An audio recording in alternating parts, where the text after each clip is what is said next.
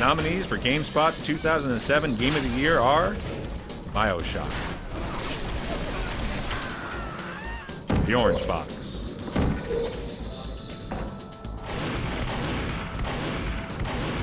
Rock Band,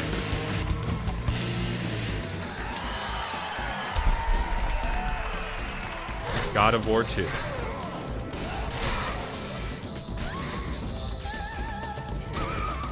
Crisis,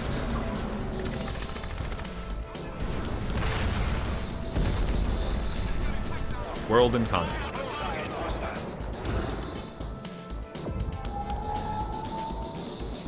Super Mario Galaxy,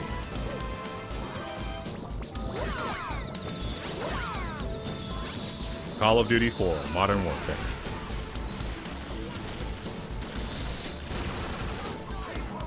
Forza Motorsport 2,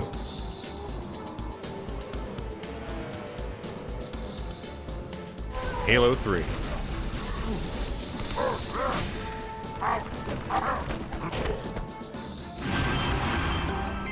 and the winner for GameSpot's 2007 Game of the Year is Super Mario Galaxy.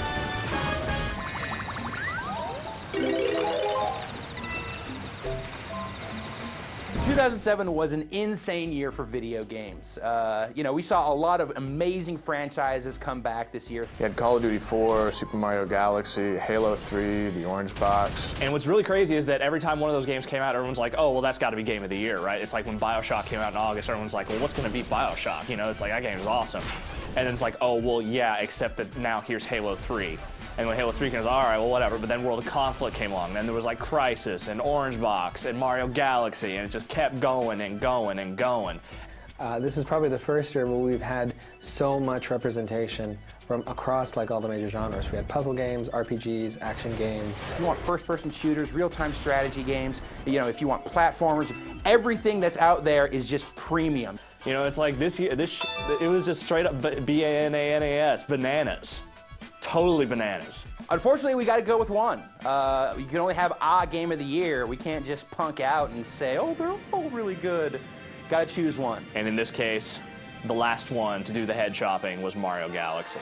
So when we were looking at everything that we had to choose from for Game of the Year, it almost seemed initially like it was going to be a cop-out to pick Mario, because like, when doesn't Mario win? But this year, or this particular installment of the Mario franchise, it's been around for like 500 years, so they kind of know what they're doing. It's like it won because it was actually great. It's a game that could have so easily just been middling. Like, it could have been so easy for Nintendo to just rest on its laurels, just say, hey, you know what, Mario 64 was pretty cool, what if we just did that again? And to a certain degree, Mario Galaxy does, in fact, take a lot of, inspiration from Mario 64, but Mario definitely goes where no other game has gone before. It goes upside down, it goes inside out, it goes all over the place. The look of the game, just the whole feel of it, the weird celestial, vibe it's got going on, the super surreal, crazy space creatures that Mario's interacting with, and just... But then also the gameplay, super accessible, super easy to pick up. The controls made sense. The controls are really comfortable, anybody could play.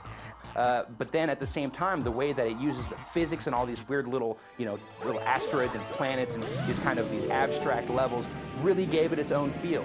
And it's just like that, all that stuff combined, it's a long game, it's a fun game pretty much the entire way through. It's just a really class production in every single facet of it, and that's something that very few games can ever really claim. After Super Mario Sunshine for the GameCube, Nintendo really had a lot to prove with its core Mario franchise. They really had to show people that they could make something that, would appeal to people who have a long history with Mario, but would still be accessible to newcomers. And that's the thing about it, is that with Mario, it's always really easy to just give a Mario game props, because, it's a Mario game. Everyone loves Mario games. That's just how it is. Except for maybe Sunshine. But anyway, the point is that Super Mario Galaxy nails it. This thing is the epitome of what the Wii is all about. This game totally appeals to the hardcore Mario fans. It's got so many crazy references to past Mario games that'll make your head spin. You could have put Bubsy in that game.